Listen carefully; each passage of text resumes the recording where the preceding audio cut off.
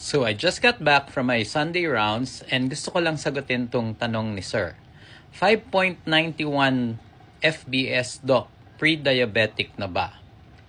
So to answer his question, according sa American Diabetes Association and the Philippine Consensus Guidelines on the Diagnosis and Treatment of Diabetes, ang normal na fasting blood sugar is less than 5.6 millimoles per liter.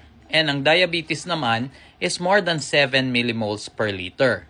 So, kung ang fasting blood sugar mo is between 5.6 to 6.9 millimoles per liter, ibig sabihin, ikaw ay pre-diabetic. Ang pre-diabetes is a state wherein ang katawan ng isang tao ay hindi diabetic pero hindi na rin normal. And studies have shown na kung pre-diabetic ka ngayon, you have about 20 to 25% chance of becoming diabetic in the next 3 to 5 years. So kailangan itong maagapan. Paano ginagamot ang pre-diabetes? Kailangan mo lang mag-diet and exercise to prevent na maging diabetic ka. Pwede pa itong maagapan.